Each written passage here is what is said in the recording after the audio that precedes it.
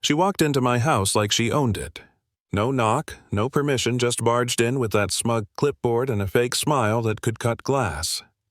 "This is an HOA inspection," she said, like she was a cop and my living room was a crime scene. I didn't know it yet, but that moment right there was the beginning of the end for her and her entire little empire. I'd only been living in Oak Ridge Meadows for 3 months. It was supposed to be my fresh start. A quiet corner house, a small garden, a porch where my son could play with his toy cars. After years of renting, I finally had a place that was mine. Peaceful, or so I thought. But peace doesn't exist when your HOA president is named Karen Hernandez. The woman ran this neighborhood like a dictatorship with pastel sweaters, power walks, and a clipboard full of empty threats. At first, it was just small things. A violation for my fence color not matching community tone standards. Another for having potted plants near the walkway. Then one for reflective glare from porch fixtures. I looked at the letters. They didn't even have the HOA's real logo. Wrong font, no signature, nothing official. When I confronted her at a board meeting, she looked me straight in the eye and said, "I am the HOA, Mr. Reeves. You just follow the rules." I wanted to tell her where she could shove those rules, but I kept calm, because I wasn't just some new homeowner trying to fit in. I worked for the County Property Oversight Division. My job was to audit HOA accounts and investigate financial discrepancies, and Oak Ridge Meadows had been on my radar for months. Multiple complaints about fake fines, missing funds, even false towing reports. I just hadn't expected to end up living right in the middle of it. So I waited collecting evidence quietly, until that morning when she crossed the line. It was a Tuesday. I remember because my son had just gone downstairs with his cereal bowl when the front door creaked open. I turned, and there she was, Karen standing in my living room tapping her pen against that clipboard like she was marking off a checklist. "What the hell are you doing in my house?" I said. "This is an HOA inspection," she replied, scanning the room. "Routine compliance check." "This isn't HOA property," I told her. "You can't just walk in here." "Oh, please," she said, rolling her eyes. "Everything inside this community falls under my supervision. You people just never read the rules. You people." That one hit hard. My hands clenched, but my son was right there, so I swallowed the anger. "Ma'am, I need you to leave. Now." Instead, she snapped a few pictures, my furniture family photos, even my kitchen. Then she shoved a piece of paper in my face. "Violation notice," she said. It looked fake as hell. No official logo, no board signatures. I asked where it came from. She smirked. "From the board." "Don't question authority, Daniel." That's when she pulled out her phone, whispered something, and said, "Yes, I'm inside." "He's resisting, resisting." That word froze me. Seconds later, I heard sirens outside. My stomach dropped. My neighbors started peeking through their blinds. Karen smiled like she'd just caught a criminal. The cops pulled up, lights flashing. Karen pointed at me. "That's him. He's threatening me." I raised my hand slightly, trying to stay composed even though my blood was boiling. Because what Karen didn't know was that I had been waiting for her to do something exactly like this. "Officers," I said calmly, "before you believe anything, you might want to check your system. My name is Daniel Reeves, County Property Auditor." They hesitated. One of them pulled out his phone and started checking. Karen's smirk flickered. "He's lying," she shouted. "He's pretending to be an official." But the cop looked up after a few seconds and said, "He's telling the truth, ma'am." You could see it, her whole face changed. Her mouth opened, but no sound came out. She tried to regain that superiority, her voice shaking. "That doesn't mean he can break HOA rules." "Actually, I said it means I can inspect you." I walked to the counter, pulled out a folder I'd prepared days ago, and laid it open on the table. "These are your HOA's financial records," I said. "Homeowner complaints, maintenance reports, all bearing your signature. Every single one tied to fraudulent activity." She blinked, stammering. "What are you talking about, fake fines?" "Unauthorized towing. Maintenance fees that never went to maintenance. Over 50 complaints in the past year, Karen.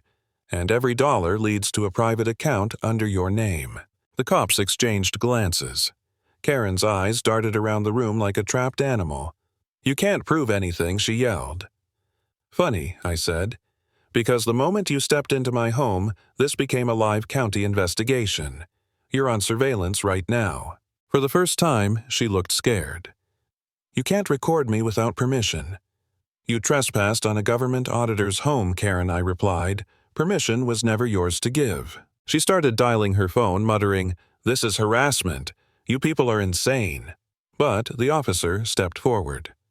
"Ma'am, I think you need to stay put." Then something changed in me. For weeks I'd kept my head down, trying to keep peace. But standing there watching her twist the truth, seeing my son clutch his toy car at the stairs, I felt something snap. I'd spent my whole life upholding fairness, and here was this woman abusing power to intimidate others. I almost doubted myself before wondering if I was overreacting, if maybe she was just doing her job badly. But this, breaking into my home. Calling the cops on me, this was criminal. And I wasn't about to let her destroy another neighbor's peace. Karen tried to talk over me again, raising her voice, desperate now. "This is private community business. You can't expose us like that." "Oh, you mean your business," I said, "because according to resident files you've been charging for landscaping that doesn't exist. Emergency repairs that never happened and repainting signs that were never even installed."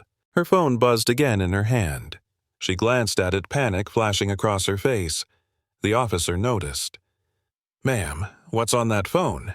"It's personal," she said quickly. "Funny," I said. "So were the residents' bank accounts you drained." Neighbors had started gathering outside now. I could see their faces through the window, people who'd been too afraid to speak up for months. Some were recording. For the first time, Karen looked small. Then she did something stupid. She bolted for the door. One of the officers grabbed her arm and the phone slipped out, clattering to the porch. It buzzed again, this time a message flashed across the screen. From Mark Treasurer. "Delete everything now. They found out about the offshore account." The officer and I locked eyes. Karen froze. Her whole facade crumbled in seconds. I picked up the phone and handed it to the officer. "I think you'll want to see this," I said. Her voice broke. "You have no idea what you're getting into." "Oh, I do," I said. "And so does the county. The whole HOA is coming down with you." The officer straightened. "Ma'am, you're under investigation for fraud and trespassing. Please step outside." Karen didn't move.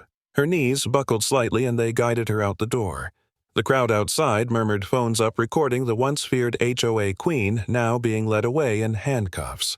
Someone started clapping softly. Then another. Soon, the entire street joined in a quiet wave of relief rolling through the neighborhood. As the patrol car drove off, the flashing red and blue lights reflected off the perfectly trimmed lawn she'd ruled over for years. I stood on my porch, my son beside me, watching her fade into the distance. For the first time since I'd moved here, no one was whispering. They were talking, laughing even. You could feel it. The fear was gone. That evening, county investigators arrived. They carried boxes, laptops, files. Within hours, they confirmed what I already knew: the entire HOA board was involved. Fake maintenance projects, forged signatures, hidden accounts offshore. Karen wasn't the HOA. She was just the face of it. When the news hit, cameras lined the entrance of Oak Ridge Meadows. HOA president arrested entire board. Under federal investigation, the headline read. I didn't smile. Not really. There's no joy in seeing people destroy themselves like that. But there was peace. An officer stopped by before leaving. "Good work, Mr. Reeves," he said. "You really saved these people." I nodded, looking around at my living room, the same one Karen had barged into like she owned it. Now it finally felt like mine again. Before turning off the lights that night, I whispered to myself, almost as a reminder, almost as closure. You can break my peace, Karen, but you can't break the truth. Sometimes justice doesn't need revenge. It just needs someone brave enough to stand up.